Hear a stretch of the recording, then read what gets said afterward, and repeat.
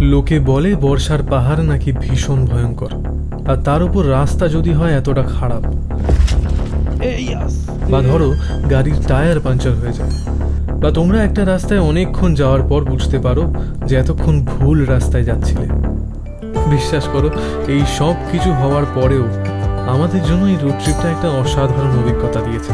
কেন অসাধারণ সেটাই তোমাদেরকে আজকের এই ভিডিওতে দেখাবো। হ্যাঁ, তোমাদেরকে আজকে নিয়ে যাব কোলবং।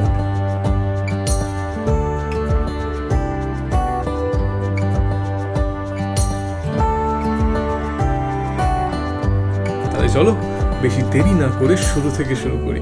Get set bro.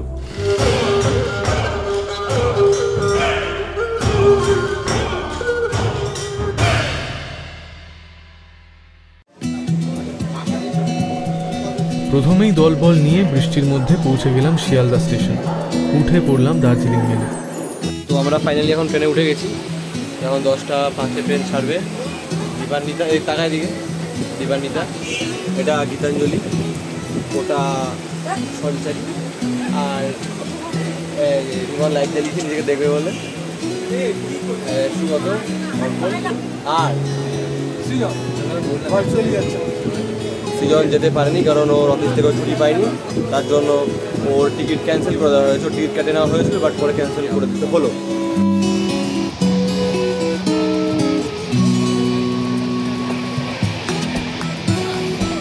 তারপর আর কি খাওয়া দাওয়া সেরে একটু আড্ডা মেরে ঘুমানোর চেষ্টা। তারপর দেখতে দেখতেই সকাল হয়ে গেল। ট্রেন প্রায় 8 ঘন্টা মতো লেট, বেশি লেট হয়নি। এখন 8টা 50 বাজে। তো এবার দেখা যায় আমাদের ড্রাইভার দাদা কোথায় দাঁড়িয়ে আছে। সেটা হচ্ছে এনজেপির নতুন পার্কিং। এনজেপি থেকে স্টেশন থেকে বেরিয়ে জাস্ট বাঁ দিকে। একে একে ব্যাগগুলো গাড়িতে তুলে আমরা রওনা দিলাম।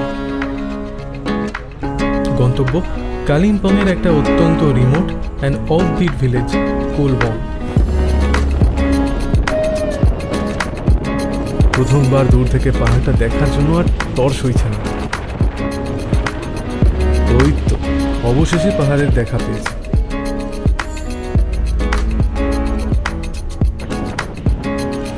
আমরা কালিম্পং চলেছি মিরিক হয়ে। উচ্চতা বাড়ার সাথে সাথে চারিদিকে দৃশ্য আরও ড্রামাটিক হয়ে চলেছে। ঝিরিঝিরি বৃষ্টি তখন আমাদের সঙ্গ নিয়েছে। খোলা জানালা দিয়ে ঠান্ডা হাওয়া ঢুকে পড়ছে আমাদের গাড়ির ভেতর।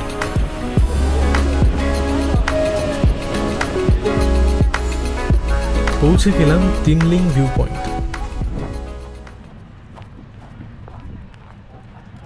আর তারপর যা আমরা দেখলাম তা ভাষায় প্রকাশ করার সাধ্যই আমার নেই। তাই জাস্ট ফিল ইট।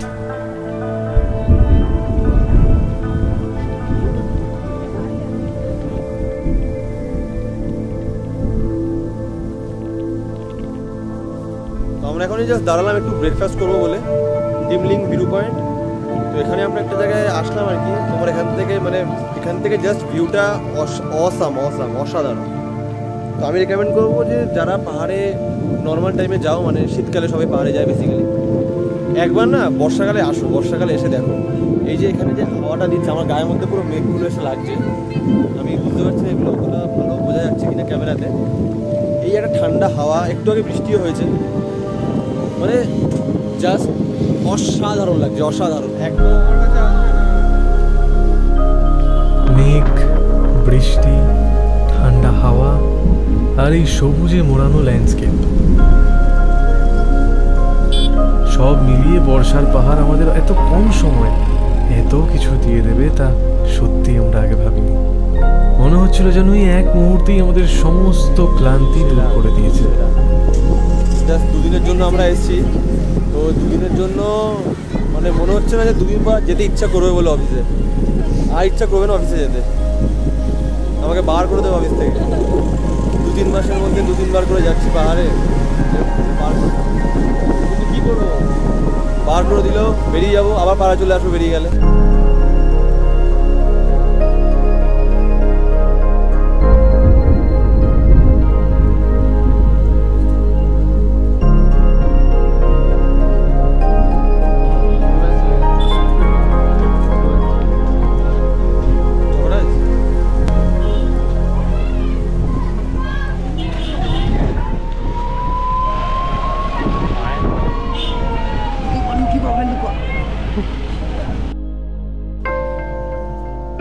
যাই হোক, শুধু ভিউ দেখে তো আর পেট ভরবে না। ঢুকে পড়লাম এই রেস্টুরেন্টটাতে। অনেক খাবার ছিল, তবে হাইলাইট এই ভিউটা। আর হ্যাঁ, আউটডোর সিটিংয়ের ব্যবস্থাও কিন্তু রয়েছে। এখানে বসে গরম গরম থুকপা, নরম নরম মোমো, আর তার সাথে এই দারুণ ভিউটা, পুরো জমে ক্ষীর। তো সৃজন এটা মিস করবে। সৃজন আমাদেরকে ভিডিওতে দেখতে পাবে, দেখে ও ভাববে যে আমি কেন আসলাম না। এই জন্য ভিডিওটা এত সুন্দর করে করবো আমরা। আরো অসাম লাগছে, দারুণ লাগছে, দারুণ।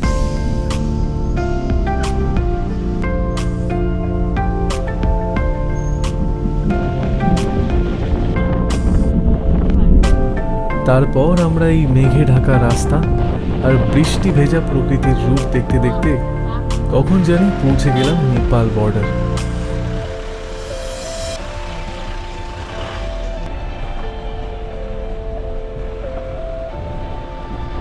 একটু যাওয়ার পরেই রাস্তাটা হঠাৎ করে খারাপ হয়ে গেল।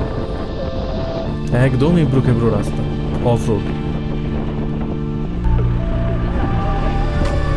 তারপর আমরা ঢুকে পড়লাম বিজন বাড়িতে। রাস্তা তখন একটু ঠিকঠাক হয়েছে, চারিদিকের অসাধারণ সৌন্দর্য দেখতে দেখতে এগোচ্ছিল। আর ঠিক তখনই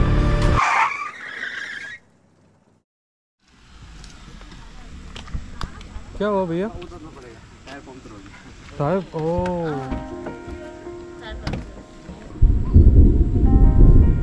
অ্যাকচুয়ালি আমরা এখানে দাঁড়ালাম, আমাদের যে গাড়ি ছিল সেই গাড়িটার টায়ার পাঞ্চার হয়ে গেছে, তাই জন্য আমাদেরকে একটু নামতে হলো। আমি জানি না স্টেপনি আছে কিনা, যদি স্টেপনি থাকে তাহলে স্টেপনি চেঞ্জ করবে, নাহলে তো আর অন্য।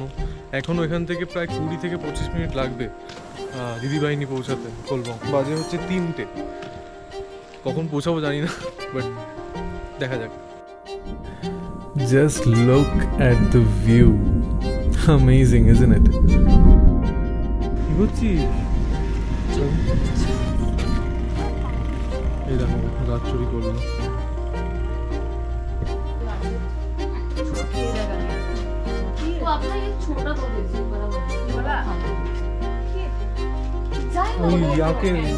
की मिल्क से बना हुआ कैंडी है ना ये? नहीं कैंडी नहीं है ये। अच्छा ये डेयरी प्रोडक्ट है। अच्छा डेयरी प्रोडक्ट। সুগতরা নিচে একটা গাছ পেয়েছে, পাহাড়ের স্পেশাল গাছ, সেই গাছ চুরি করছে সুগত। দেখি গাড়ি কখন টায়ার ঠিক হয়, কখন আমরা হোমস্টেতে পৌঁছাই। স্টেপনি হ্যাজ বিন চেঞ্জড, তো আপাতত ঠিকঠাক আছে। ফাইনালি যাওয়ার জন্য যখন রেডি, ফার্মস্টে থেকে কল এলো। কথা বলে জানা গেল যে আমরা এতক্ষণ ধরে যে রাস্তায় চলেছি সেটা ভুল রাস্তা। তারপর আর কি, গাড়ি ঘোরাতে হলো।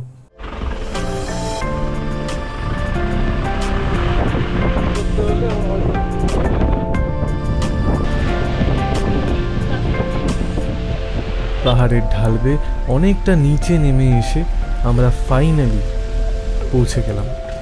ফাইনালি আমরা পৌঁছে গেছি, বাট এখান থেকে একটুখানি হেঁটে যেতে হবে। তো আমি বললাম, তো ওরা বললো যে ওরা লোক পাঠিয়ে দেবে হোমস্টে থেকে। দেখছি এবার আমরা আস্তে আস্তে নামছি। এখন বাজে 4:20। দেখে শুনে নামতে হবে, ঠিক করে নাম। রাস্তার অবস্থা কিছুটা এরকম। তো দিদিবাহিনী হোমস্টের মানে ওই কিছুটা আগে 400-500 মিটার আগে গাড়ি রেখে দিতে হবে। বাকি রাস্তাটা গাড়ি যাবে না, একদম কাঁচা রাস্তা, তো সেখান থেকে হেঁটে যেতে হবে। তো ওরা হোমস্টে থেকে লোক পাঠিয়ে দেয় লাগেজ থাকলে নিয়ে যাওয়ার জন্য, অসুবিধা নেই। ওই তো সামনে দেখা যাচ্ছে, আমি দেখতে পাচ্ছি না। তোকে দেখতে হবে না, তুই তোর পা দেখ, তাহলেই হবে। এইটুকু রাস্তা অত্যন্ত জঘন্য, বিশেষ করে বৃষ্টির পর একদম খারাপ অবস্থা। তবে যখন এখান থেকে ভিউটা চোখে পড়লো, সব কমপ্লেন্টস ভুলে গেলাম, আর কিচ্ছু মনে রইল না। তবে এমন রাস্তায় শুধু ভিউ দেখতে দেখতে হাঁটলে তো চলবে না, কারণ একটু অসাবধানতা তো হলেই। এই আস্তে আস্তে বেঁচে গেছিস, বেঁচে গেছিস।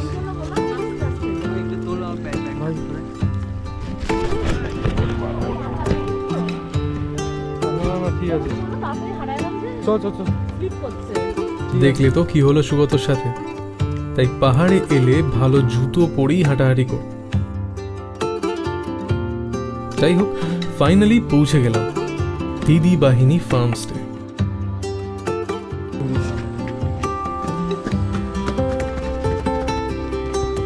ঢুকে দিয়েছি ফাইনালি। কেমন লাগলো? Terrified? হ্যাঁ হ্যাঁ, অ্যাপ্রিসিয়েশন পাওয়া উচিত। দিদি বাহিনী ফার্মস্টে, নামটা বেশ অদ্ভুত তাই না?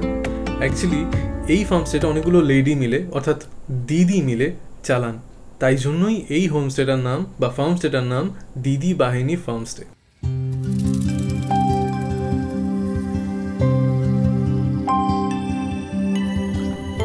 একবার চারিদিকটা দেখো, কি দারুণ তাই না? বিশেষ করে এই বর্ষার মেঘগুলো এই পুরো পরিবেশের সৌন্দর্য অনেকটা বাড়িয়ে দিয়েছে।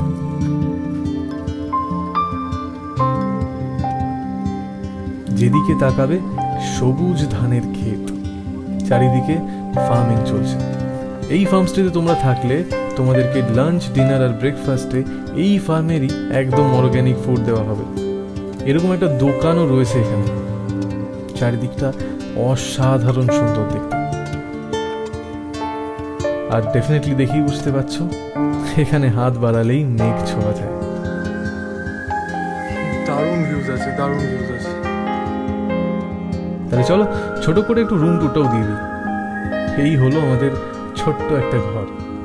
এখানে একটা সিঙ্গেল বেড আছে আর এখানে একটা ডাবল বেড আছে, তার সাথে ফ্যান আছে, মিরর আছে, আর ঠিক এইখানে তোমাদের জন্য অপেক্ষা করে আছে একটা দারুণ ব্যালকনি। এই ব্যালকনি থেকে তোমরা দক্ষিণ সিকিমের অপূর্ব ভিউ দেখতে পাবে। ডিনারটা সেরে নিই, সরি লাঞ্চ, চলো লাঞ্চটা সেরে নিই। লাঞ্চে আমাদের জন্য ছিল গরম ভাত, স্কোয়াশ, ডিম কষা আর ডাল, আর তার সাথে পাঁপড়ও ছিল। হেভি খিদে পেয়েছিল, আর খোলা জানলা দিয়ে পাহাড়ের ভিউজ দেখতে দেখতে লাঞ্চটা দারুণ হলো, একদম পেট ভরে খেলাম। এরপর আমাদের প্ল্যান হলো সুইমিং পুলে নামার। আর হ্যাঁ, তোমাদেরকে বলে রাখি, তোমরা যদি এই হোমস্টেটাতে আসতে চাও তাহলে মাত্র 1200 টাকা পার হেড পার ডে বেসিসে তোমরা পেয়ে যাবে 4 বেলা থাকা খাওয়া, আর তার সাথে সুইমিং পুল অ্যাক্সেস। ভাবো আর কি চাই, আর কি চাই। আর হ্যাঁ, তোমরা যদি আমাদের সাবস্ক্রাইবার হও তাহলে তোমাদের জন্য স্পেশাল ডিসকাউন্টও থাকবে। জাস্ট এই ভিডিওটা ওদেরকে শেয়ার করে বলে দেবে যে তোমরা গেট সেট ব্রোয়ে সাবস্ক্রাইবার। লাঞ্চের পর সুইমিং পুল এরিয়াতে এসে দেখতে পেলাম পুলে একটা মরা ব্যাঙ পড়ে রয়েছে, আর আমরা এখন সুইমিং পুলই নামার প্ল্যান করছি। তাই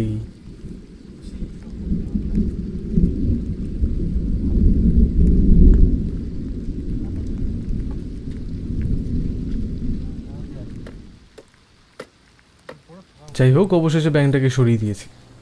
তাহলে চলো আর দেরি না করে ডুব দিয়ে ফেলি।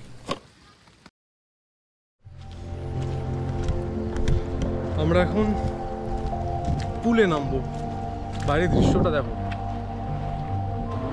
সেরা। পুলে নামবো, কোচ অলরেডি লাফালাফি চালু করে দিয়েছে। জুতো রাখবো এখানে, এটা আমার কাদা।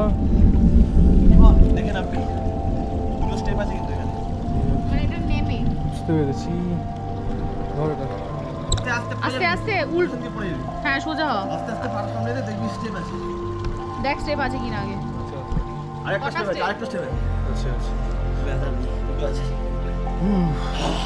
তারপরে আমারও অনেক কাছে এইখান তুই আয় না আর ওই খেলাম দিও। হ্যাঁ নাম দুটো স্টেপ আছে, যারা যারা জানো না বলে দাও। এক সেকেন্ড, উড়িয়ে যাবে ওইখান থেকে অন্ধের মতো নামবে না, তাহলে মুখ থুবড়ে পড়ে যেতে পারো, চান্স তো থেকেই যায়। বলো, জল এখন ঘুরে চলেছে। বাপ রে বাপ। আচ্ছা, কৃত্রিম উপায়ে জল ভরছে, প্রাকৃতিক উপায়ে জল ভরছে, ভরে তো যাবে।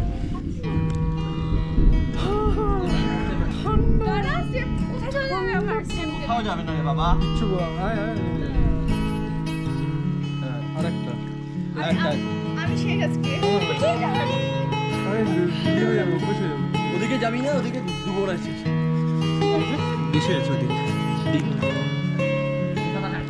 বিশ্বাস করো, ঠিক সন্ধে নামার আগেই পুলের পরিবেশটা অসাধারণ লাগছিল।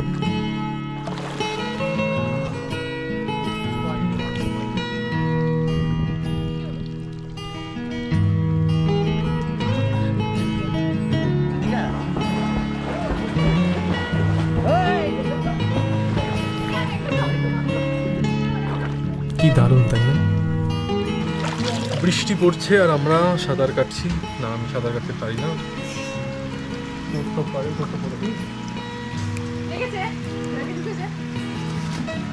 দেখে নাও।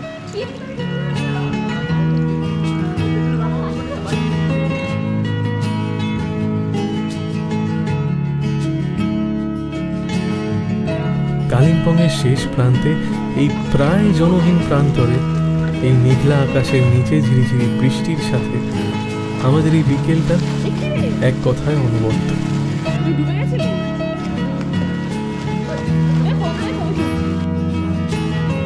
এই ছোট ছোট মুহূর্তগুলোই একটা ট্রিপকে আরো বেশি স্পেশাল করে তোলে। আজকের এই দিনটা আমাদের স্মৃতির পাতায় চিরকাল এই বর্ষার পাহাড়ের মতোই সতেজ সবুজ হয়ে থাকবে।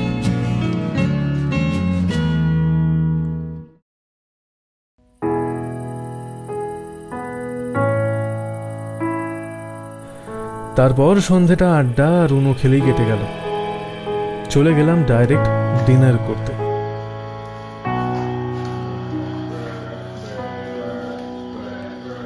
ভাত আছে,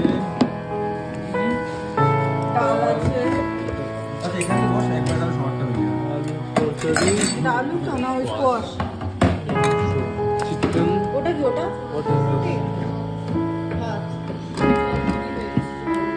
এটাও ভাত। अंकल जी पानी पानी पानी अंकल जी रोटी नहीं दिया तुम लोगों ने?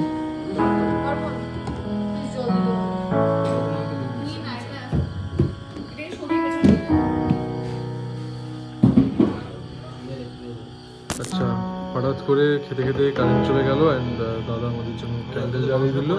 So it will become a candle light dinner for this night. আজকে আমরা ক্যান্ডেল লাইট ডিনার করছি। আমাকে ডেফিনেটলি দেখা যাবে না, অর্পণকেও দেখা যায় না। এই যে কোস্ত সার্ভ করছে, ওইখানে এক মহিলা বসে আছে, এখানে একজন, এন্ড আমাকেও দেখা যাবে না। হয়েছে, ডালটা ঢেকে রাখ, সঞ্জয় ডালটা ঢেকে রাখ। ওকেও দেখা। ডালটা ঢাকা জায়গা কোথায় ডালটা ছিল তো, কোথায় গেল? ছোটটা দেখে ক্যান্ডেল ডিগবাজি খেয়েছে। डाक ডাক এই মালগুলো ক্যান্ডেল বন্ধ করে দিয়েছে। এবার কি হবে? এবার আমাদেরকে ফ্ল্যাশ জ্বালাতে হবে, কিন্তু ভিডিও করতে করতে ফ্ল্যাশ জ্বালাতে পারবো, তাই ভিডিওটা বন্ধ করছি। আর তারপর শেষ রাতে পাহাড়ের ঠান্ডা হাওয়া খেতে খেতে এই হাওয়া।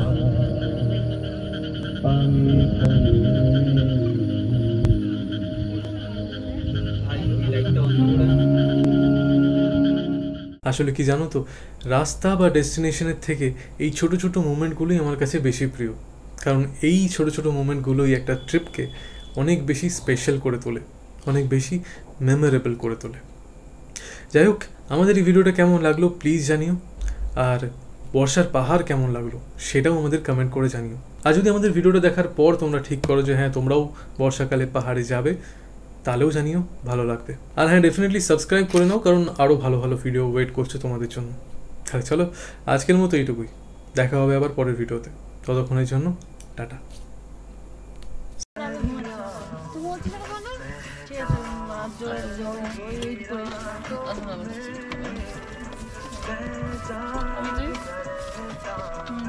Get set bro, अब ये सफर खुल के जियो।